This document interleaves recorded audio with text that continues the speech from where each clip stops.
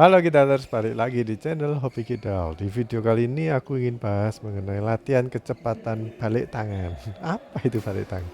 Jadi kita tahu kalau grip backhand sama grip forehand itu beda ya. Nah dalam permainan kadang-kadang tuh ya nggak kadang sih, tapi sering kali kita itu harus cepet pindahnya dari grip forehand ke grip backhand. Gimana itu caranya? Ini kalau aku yang megang ya, jadi forehand, aku kan kidal ya. Jadi forehand tuh megangnya telunjuknya lebih maju dari jempol. Kalau backhand megangnya jempolnya lebih maju dari jari lainnya. Terus caranya gimana ya? Kita puter aja kayak kalian tuh buka tutup botol tapi tutupnya nggak tipis. Nah untungnya gripnya raket itu kan bentuknya nggak bulat ya. Jadi ada 8 sudut, itu kalian bisa manfaatin sih. Jadi buat muter raket, itu dari posisi forehand ke backhand, terus dari posisi backhand ke forehand. Itu kalian latih gitu terus. Jadi fokus untuk power putarannya 3 jari ini ya, jari tengah, jari manis sama jari kelingking itu jangan ikut-ikut, cuman nyentuh aja.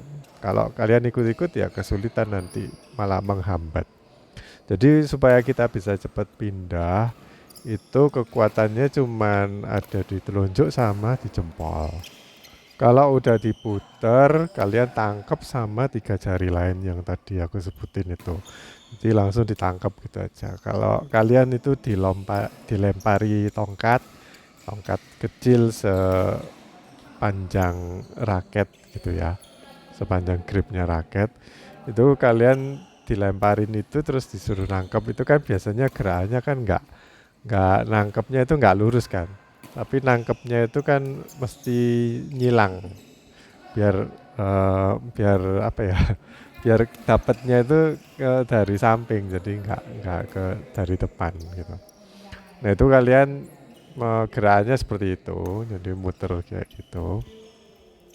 Jadi tinggal ngatur ini aja, jempol sama telunjuknya yang mana yang lebih maju daripada jari lainnya gitu. Ini biasanya dipakai buat kapan ya? Kalau aku lihat sih ini ya, siapa Neville itu sering kesulitan untuk mindah grip. Jadinya sering luput malahan bolanya. Itu karena gripnya nggak ready dulu. Jadi gripnya itu harusnya ready. Kira-kira sama lawan itu dikasih ke backhandku. Jadi misalkan Neville yang di kiri ya. Terus sama lawan itu dikasih ke kirinya lagi, berarti itu kan backhandnya Neville. Nah itu posisi badannya kalau Neville sih masih belum benar ya, tapi itu nggak masalah sih, posisi apapun nih sebenarnya bisa kalau tubuh kita fleksibel. Tapi yang penting itu tangannya. Kalau tangannya udah siap, mukulnya tinggal didorong aja ke depan. Tapi kalau uh, leren mindah terus juga dorong, itu biasanya telat-telat atau bahkan bisa luput gitu. Karena gerakannya muter raket sama gerakannya ngayun raket ke depan itu beda. Jadi otot yang dipakainya kan beda dan kayak ada yang nyantol gitu. Coba aja kalian praktekin ya. Coba kalian tuh muter raket, muter grip ya, muter grip pindah dari forehand ke backhand, sekaligus lengannya itu kalian simpen dulu terus diayunkan ke depan, kan sulit. Nah ini aku contohin ya, kalau kalian itu muter raket, pindah grip sama ngayun ke depan, itu bersamaan gerakannya kan melengkung. Nah bandingkan dengan kita itu ganti grip dulu, lalu mukul ke depan. Itu gerakannya kan lebih bisa lurus ya. Jadi kalian tuh harus bisa pindah dulu. Jadi gripnya pindah dulu sebelum ngayun raket ke depan. Tapi misalkan terpaksa atau memang udah nggak nutut, Itu kita ngambilnya kan mukul ke depan sambil ngayun. Nah itu kalian harus pahami. Kalau kalian melakukan gerakan seperti itu, nggak bisa lurus gerakannya. Makanya bolanya datang yang biasanya kita itu mukulnya kalau udah ready itu mukulnya lurus. Posisi bolanya ada di situ kita pukul, itu biasanya kena. Tapi kalau kita terlambat, biasanya luput. Kenapa ya? Karena itu kalau kita pindah grip sama ngayun lengan itu biasanya gerakannya melengkung, makanya lewat bolanya itu lewat di daerah lengkungannya gerakan kita, makanya nggak bisa atau makanya luput. Nah untuk itu kalian kan udah paham ya kalau uh, maksa untuk melakukan gerakan itu atau terlambat melakukan pindah grip itu bakal melengkung ya, kalian harus adjust, harus atur ulang mukul yang enggak standar. Jadi harus dibedain. Mukulnya nggak boleh yang itu terus. Kalau aku ya, aku biasanya kalau udah terlambat ya ini ngambilnya agak belakang lagi. Caranya gimana ya? Aku puter badan atau badanku misalkan ke daerah backhand ya aku hadap lebih kanan lagi. Terus ngambilnya memang lebih munduran sih. Kakinya tetap, tapi posisi ngambilnya itu lebih mundur, jadi nggak ke depan. Kalau Neville kan eh, terlambat, tapi terlambat pindah grip, tapi dia juga nggak gerak. Terus ngambilnya juga di posisi yang biasanya dia ambil. Nah itu yang bikin sering luput. Ini nggak tiap orang itu kayak punya problem yang sama ya. Khususnya buat pemula. Jadi pemula itu kadang ada yang dari sononya dari awalnya itu udah bagus, udah bener melakukan pukulan. Jadi kayak ngelihat orang mukulnya kayak gitu, terus dia praktekin bisa. Ada yang seperti itu. Ada juga orang yang kalau nggak diberitahu, terus nggak jadi nggak praktek gitu, nggak praktek sesuatu gerakan yang benar. Nah untuk itu kan kita perlu kayak edukasi. Jadi ada gerakan-gerakan tertentu yang kita itu nggak bisa mukul dengan enak.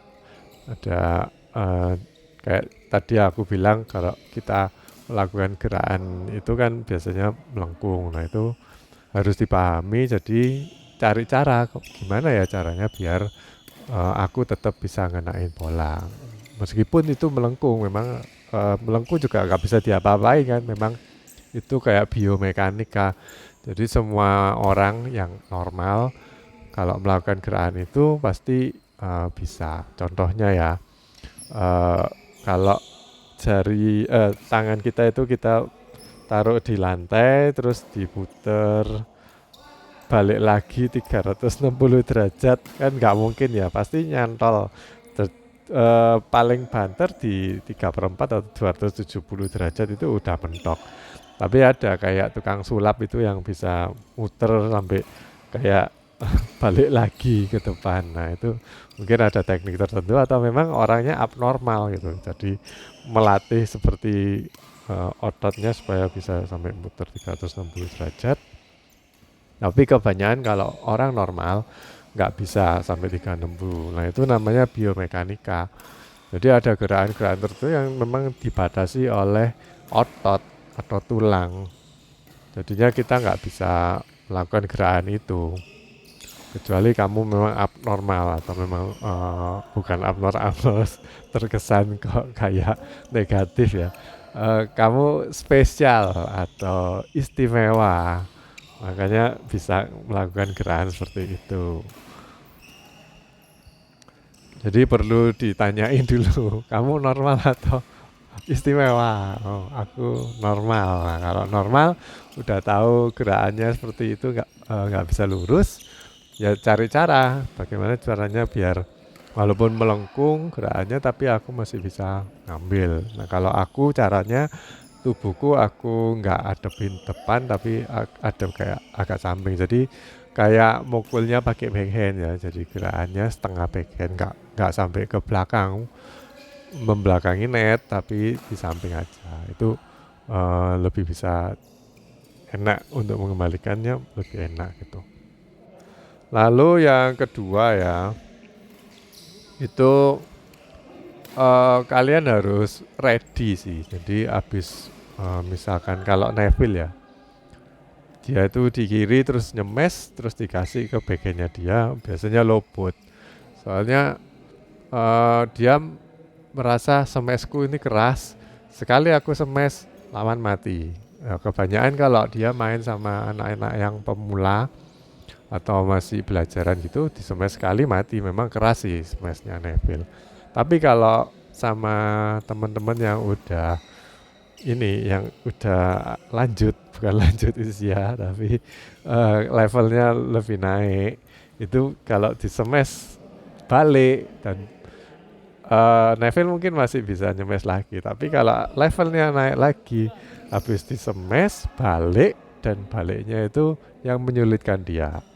Ditaruh di daerah backhandnya Neville, terus malah Neville yang mati. Nah, untuk mencegah hal itu, jadi Neville harus siap. Habis smash, jangan berharap lawan tuh sekali smash mati. Untungnya ya, untungnya aku itu kalau nyemes gak keras. Jadi setiap kali aku nyemes selalu berharap, bukan berharap sih, punya kayak susulan gitu. Jadi setiap kali aku smash itu kemungkinan besar lawan bisa balikin. Jadi aku selalu siap, habis smash selalu siap. Nah, untuk tips berikutnya buat Neville, smashmu harus ini lebih terarah sih. Jadi nggak sekedar smash keras aja.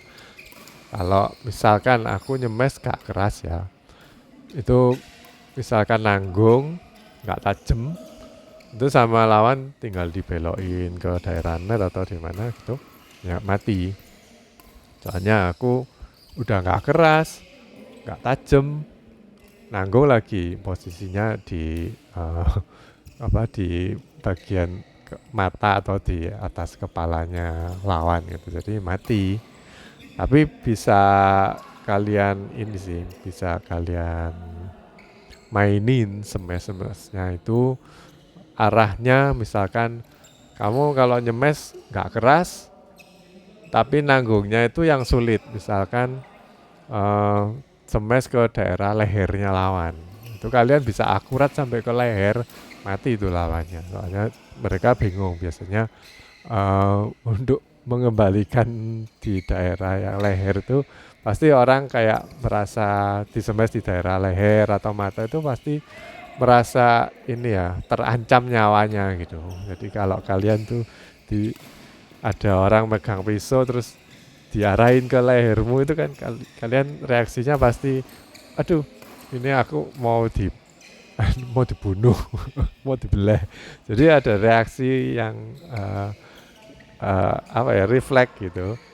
Mukulnya pasti lurus aja atau mungkin pasti nanggung, pokoknya jangan sampai ngenai leherku. Itu soalnya daerah yang mematikan atau berbahaya gitu. Sama mata ya, kalau kena mata kan otomatis kita itu refleksnya ditampel dulu, nggak peduli itu masuk atau enggak, pokoknya nggak kena mataku daripada nanti aku buta atau mataku kenapa-napa gitu. Jadi ada smashnya itu ada ininya ya, arahnya.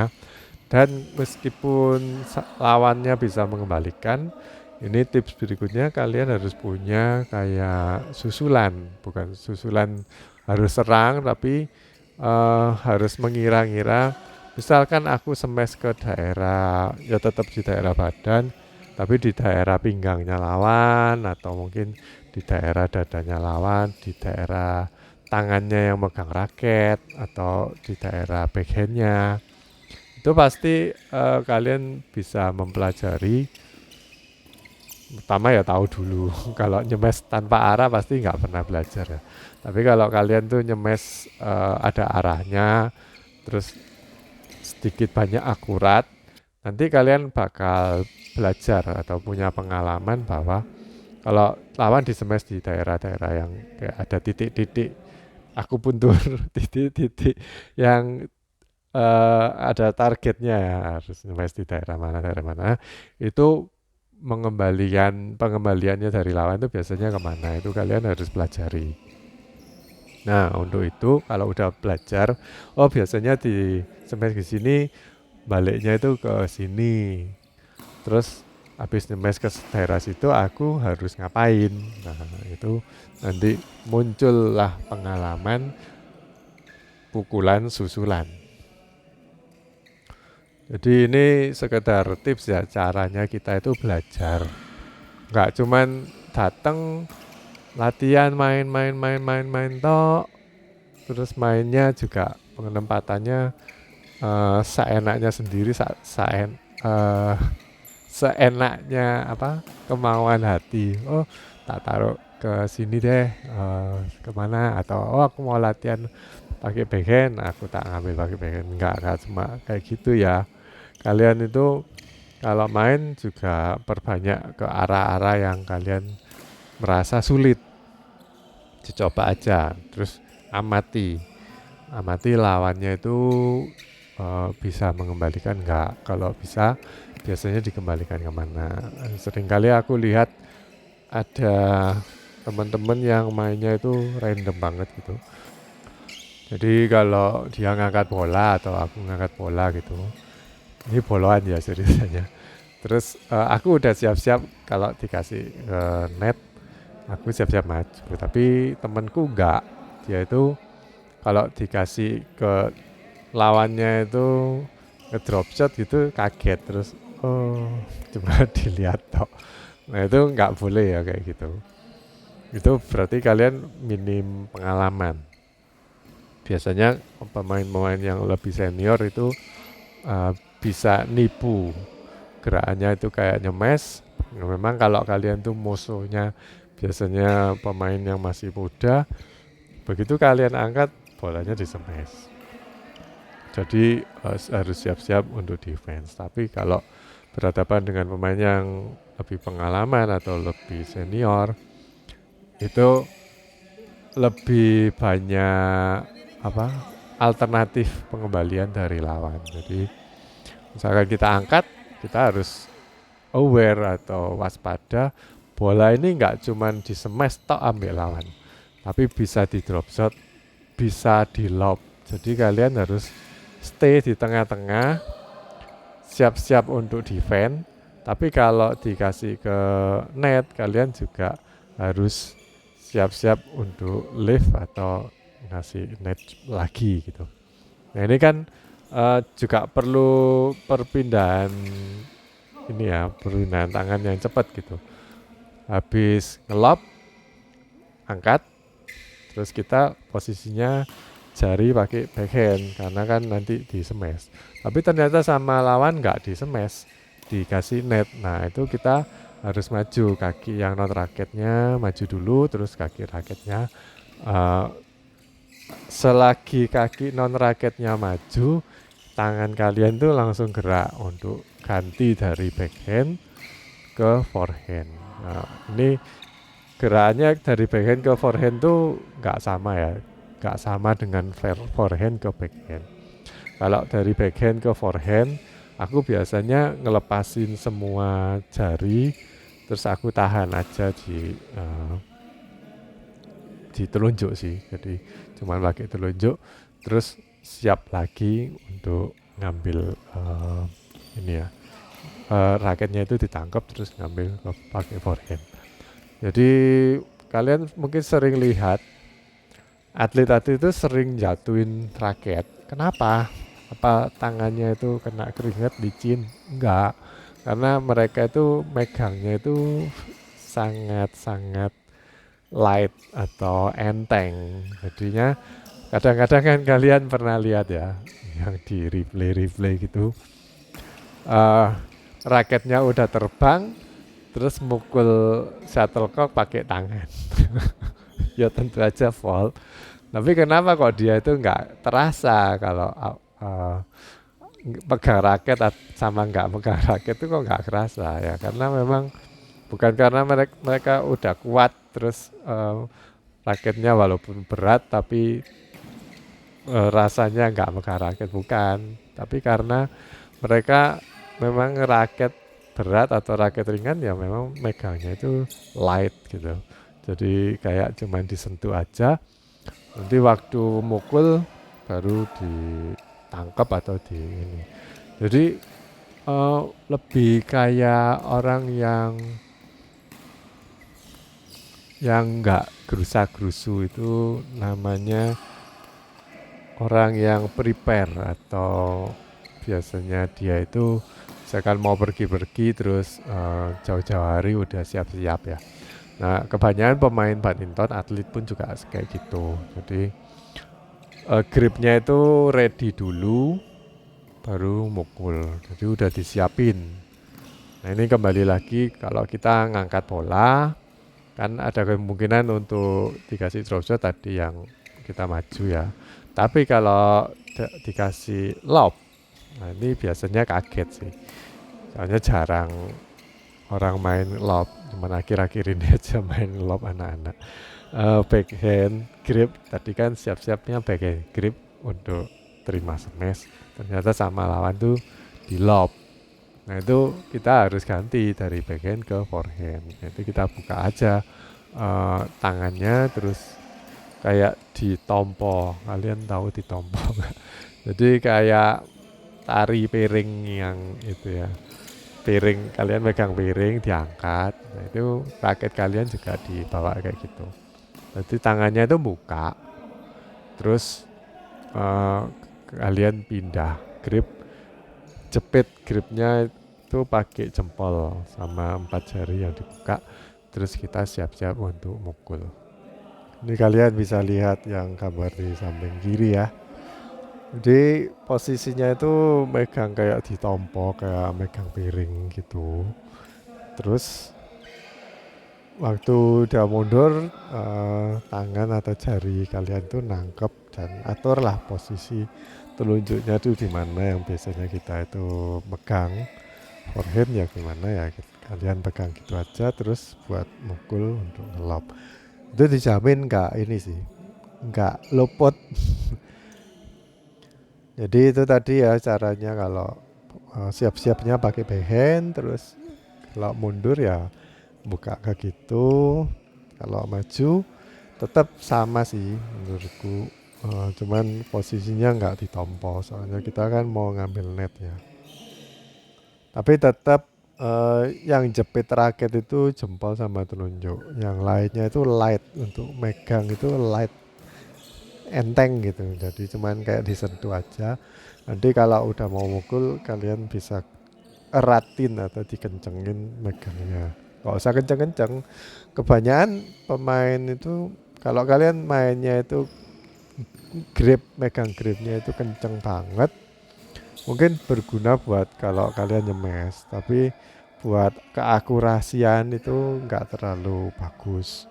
Soalnya kita itu gini ya, kalau kalian tuh pernah lihat pesawat atau modul dari pesawat luar angkasa, itu mereka pasti kalkulasinya itu banyak kan. Jadi ada, walaupun dibantu oleh komputer tapi pasti misalkan nyambung gandeng sesuatu di luar angkasa itu pasti kan ngitungnya banyak, kira-kira kiri kurang kiri dikit kanan terus kalau udah pas baru didorong maju. Itu perlu kayak kepresisian. Nah itu badminton juga pretty much the same ya. Jadi kalau kalian mau mukul, siap-siap dulu jarinya, terus posisi raketnya itu diatur dulu, baru kalau udah detiknya kita mukul, timingnya kita mukul, baru dikencengin untuk didorong ke depan gitu. Daripada kalau kalian itu dari awal udah kayak mau kenceng terus ini di gerakannya diayunin, padahal meganya udah kenceng, itu lebih banyak nggak akuratnya. Juga menurutku sih hemat energi ya. Kalau kita itu megangnya cuman disentuh aja, makanya kalian kalau megangnya terlalu erat itu nanti muter-muter raketnya itu nggak cepat. Jadi hemat energi kalau kita itu megangnya light, terus waktu mukul baru dikencengin. Ini aku juga dulu pernah lihat di YouTube sih, katanya ya otot nggak tentang badminton sih. Jadi otot itu kalau kita itu rek ini tegangin atau diperkes ya istilahnya, digenggam erat, itu nanti malah loss energi. Jadi waktu kita genggam erat, otot kita kan dipakai, tapi waktu kita mau mukul itu malah nanti luput atau powernya berkurang. Soalnya kita nggak bisa terlalu lama, otot kita itu nggak didesain untuk terlalu lama menggenggam sesuatu dengan erat. Jadi kita perlu megang eratnya itu cuma 1 detik aja, dan itu yang dimanfaatin di timingnya badminton. Jadi nanti pukulannya bisa keras.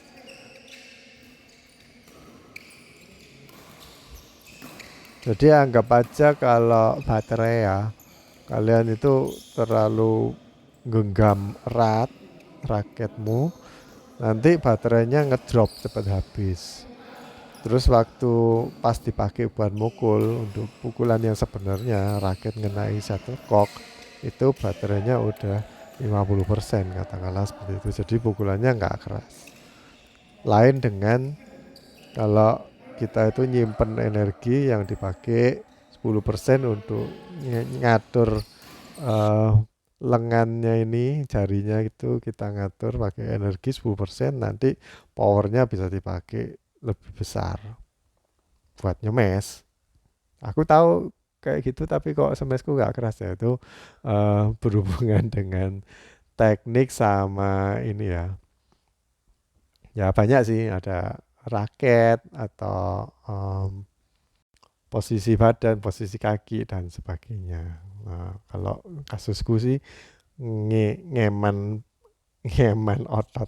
Soalnya nanti kalau terlalu keras bisa cedera. Oke guys, gitu aja video kali ini. Sampai jumpa di video berikutnya. Bye bye.